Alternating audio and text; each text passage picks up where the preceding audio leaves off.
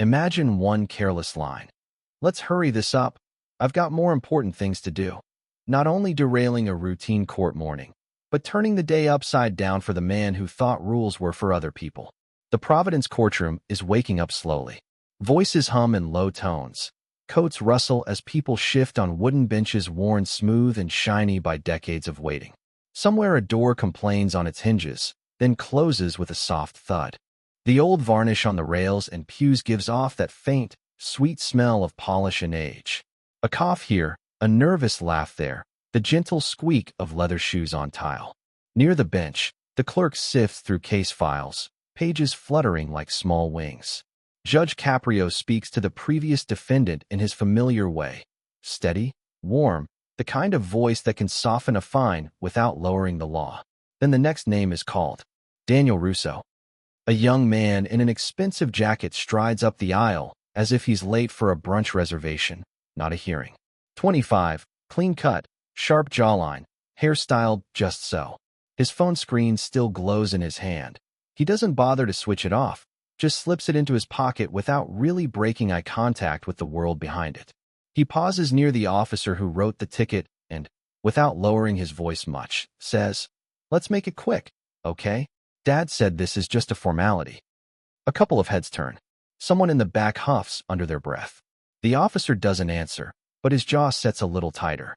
Daniel walks to the podium with his hands in his pockets, shoulders loose, gaze gliding over the room like it's all scenery. To him, the people on the benches might as well be background noise. Clutched under one arm is a slim folder, thick with papers.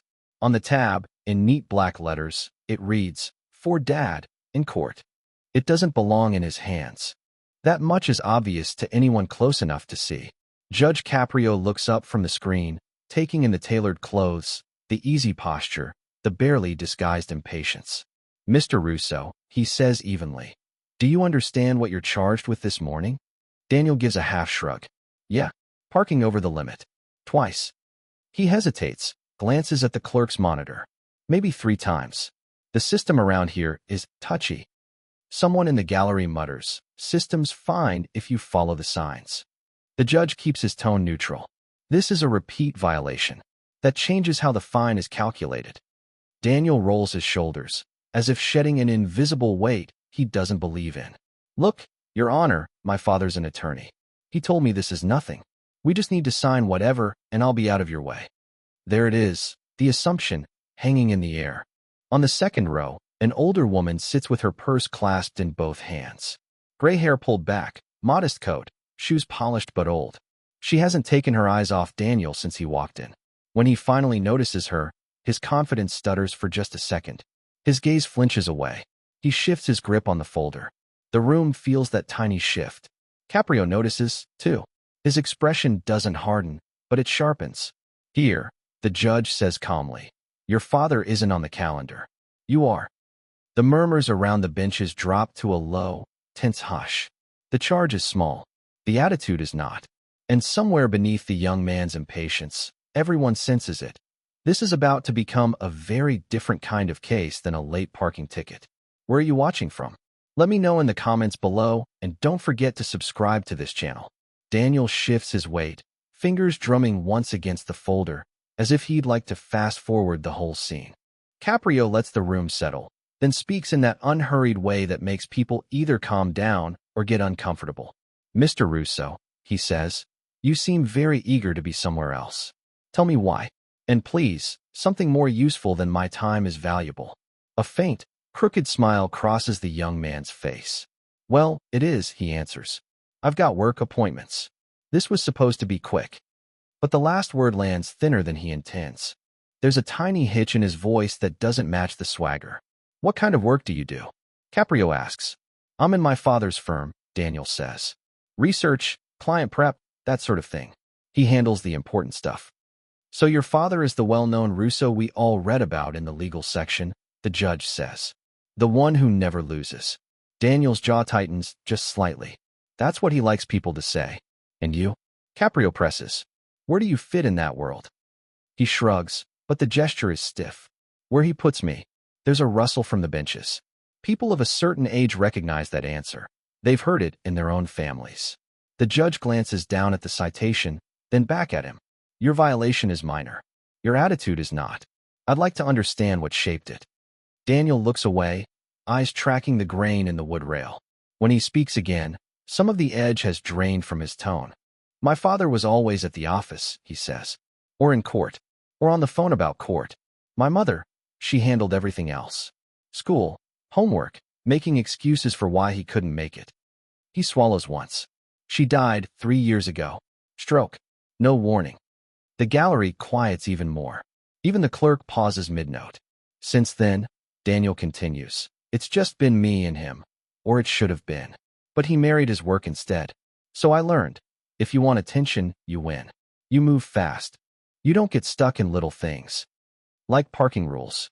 Caprio asks gently. Like anything that doesn't change the scoreboard. Daniel answers, a bitter little laugh slipping out. And the day you got this ticket, the judge says. Where were you really going in such a rush? He hesitates. The confident mask slips another inch. I was supposed to meet my brother, he admits. We haven't spoken in a year.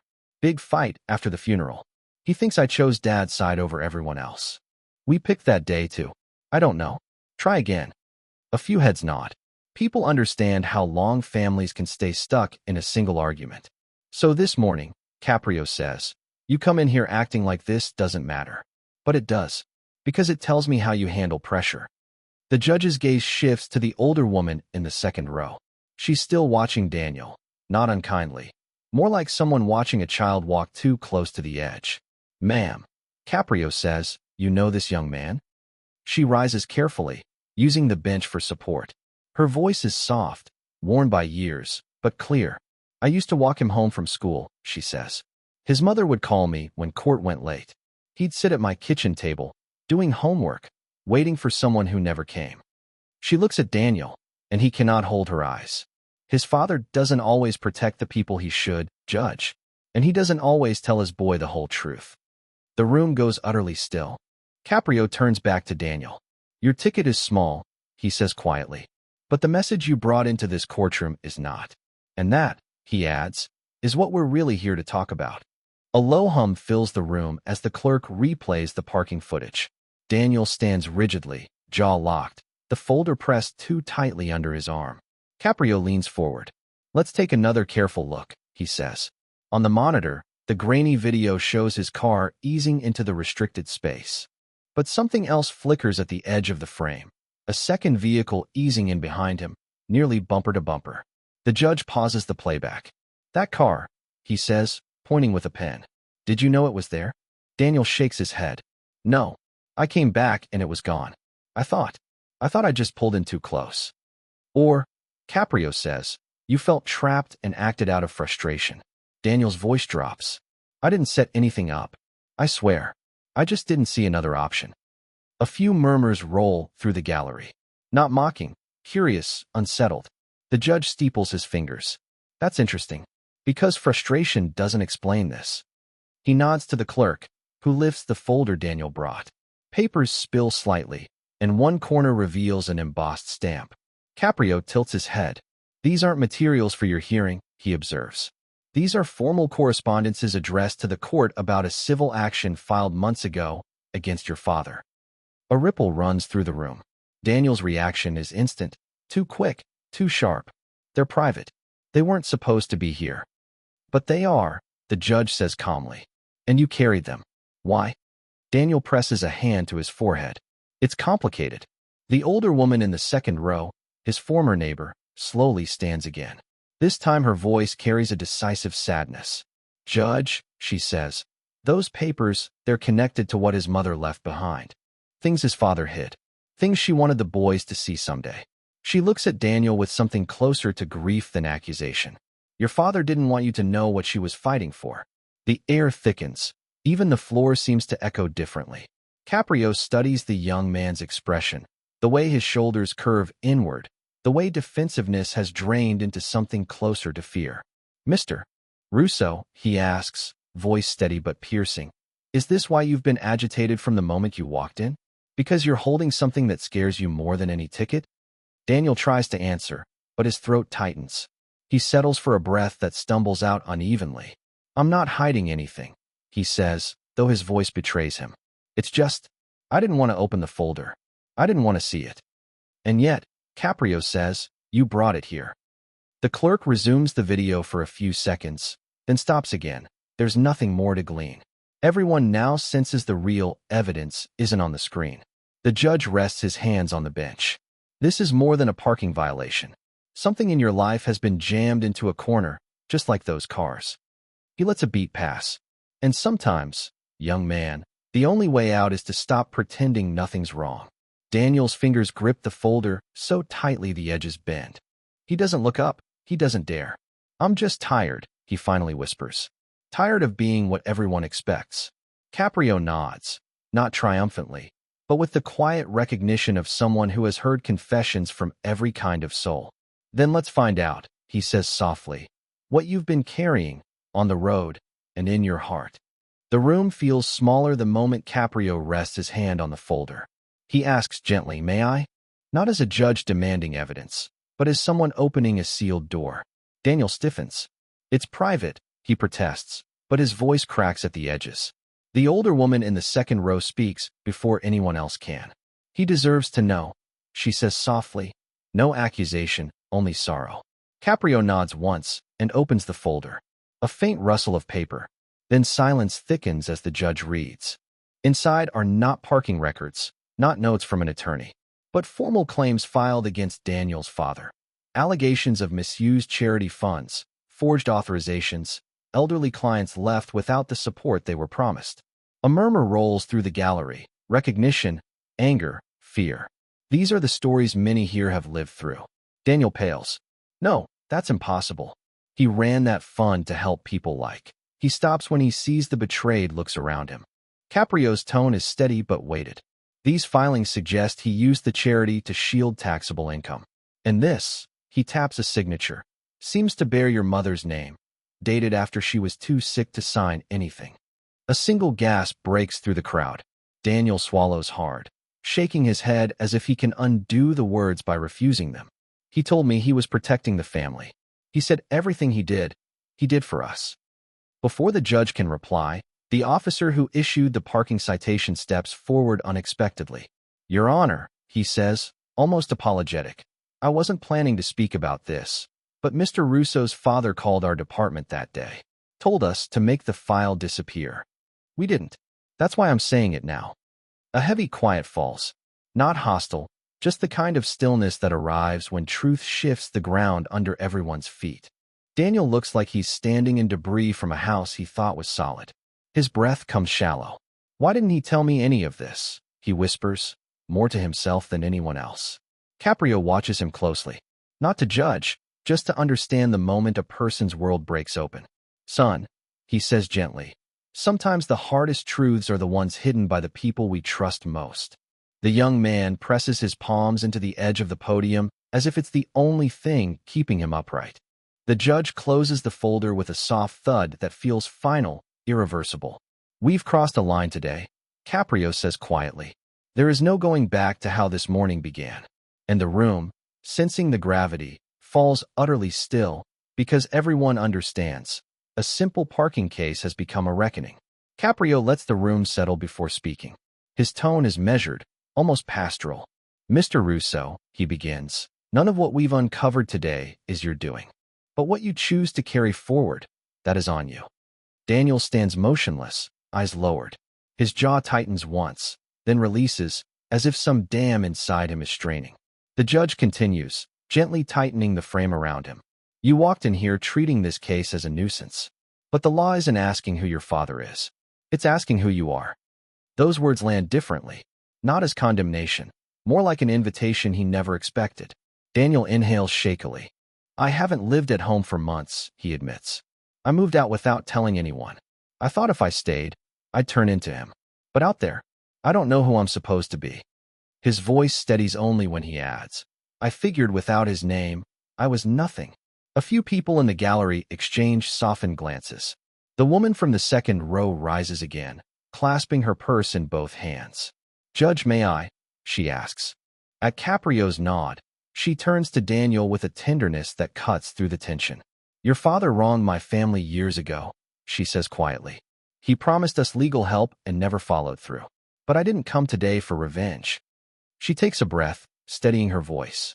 I came because I watched you grow up. You weren't cruel. You weren't arrogant. You were a boy trying to be brave in a house full of storms. Daniel blinks rapidly, as if her words sting more than the accusations against his father. And I'm telling you, she adds, you are not him. Her voice trembles just once, but it's enough to melt a layer of his defenses. Daniel turns back to the judge. I don't want to repeat his life, he says. But I don't know what's left when you strip away someone's expectations. I've been performing for so long, I don't even remember what my own voice sounds like. Caprio studies him, then gestures calmly toward the folder. Those papers you're holding, don't think of them as legal documents. Think of them as a mirror. They show what happens when truth is ignored long enough. He turns to the officer. Tell me something honestly. Could this young man have avoided the parking violation? The officer nods once. Yes, Your Honor. He had another route. It would have taken longer, but he was in a hurry. The officer's tone carries no judgment, only fact. Caprio lets that settle. There it is, he says, almost whispering. Haste. Impatience. Running from one expectation to the next. It's not the law that brought you here. It's the pace you've been living. Murmurs rippled gently through the room. Not mockery, recognition. Many listening have lived decades of rushing, worrying, collapsing under obligations. They know too well what no time to think can cost. Daniel's shoulders slump, the first visible sign he's no longer holding himself together by force. I guess, he says quietly, I just got tired of chasing someone else's blueprint. Caprio leans forward, hands folded. Then maybe today is the day you draw your own. The room goes still again, not out of shock this time, but because something unmistakable has shifted. The case that started as a reckless parking delay has turned into a crossroads. Everyone feels it. The judge's final words in this part land like a slow bell. Truth has a way of catching up, Mr. Russo, but it can also set you free, if you let it. Daniel nods, not defiantly, not defensively, but with the quiet acceptance of someone finally seeing the road beneath his feet. And for the first time since he walked into the courtroom, he allows himself to breathe. Caprio lets a few seconds stretch, giving the room space to breathe. When he finally speaks, his voice is low, steady, carrying the weight of someone who has seen decades of broken stories mend in small, unexpected ways. Mr. Russo, he says, I could impose the full penalty. The statute allows it. But punishment isn't the heart of justice. He taps his finger lightly on the bench. Direction is. Daniel stands stiffly, fingers digging into the strap of the folder, bracing for whatever comes next. Then Caprio continues. I'm dismissing the fine.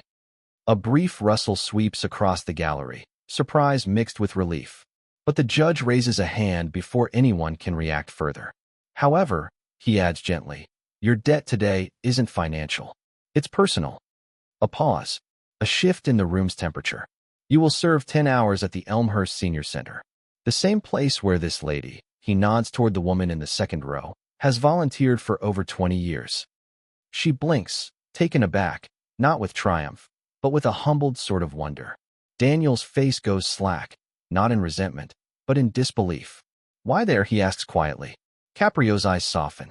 Because responsibility grows when we see the world beyond our own reflection. And because service teaches what privilege often hides. The gallery stays utterly still. Then Daniel steps up to the microphone again, slower this time, as if shedding the armor he walked in with. He swallows hard, trying to find steady ground in his voice. I want to say thank you, Your Honor, he says. You're the first person in a long time who talked to me like I could be better than what I've been pretending to be. He glances back at the woman. And I'm sorry. For the things my father did. And for the way I acted today. You deserved more respect. She nods. No anger. Only a soft, weary compassion. Caprio closes his folder, but doesn't dismiss the case yet. He looks directly at Daniel, as if speaking to the part of him that's been hiding for years. The law, he says, isn't a hammer. It's a compass. It's meant to point us back to ourselves when we've lost our bearings. Those words settle over the room like a blanket. Several older spectators bow their heads, hearing truths that echo their own lives. Caprio ends with a final, quiet directive. Go to your hours. Not because you have to, but because you're ready to start living as your own man. Daniel nods, eyes bright. There is no defiance left, no brittle swagger. Only a young man standing, for the first time, without someone else's shadow behind him. As the hearing concludes, the woman approaches him. She places a hand on his arm as lightly as a memory. Your mother, she whispers, would have been proud of you today. He doesn't try to hide the tear that slips down. He simply lets it fall. The room is silent. No applause, no murmur. Just a collective stillness that feels like respect. Caprio watches from the bench, expression calm, almost peaceful. Not victorious, simply reassured that, for at least one person, the day has turned a corner. Daniel folds the folder gently, as if it no longer controls him, and walks toward the exit with a different posture. Not entitled, not defeated, but unburdened. And the courtroom breathes out, reminded that justice, at its best, doesn't just punish. It restores.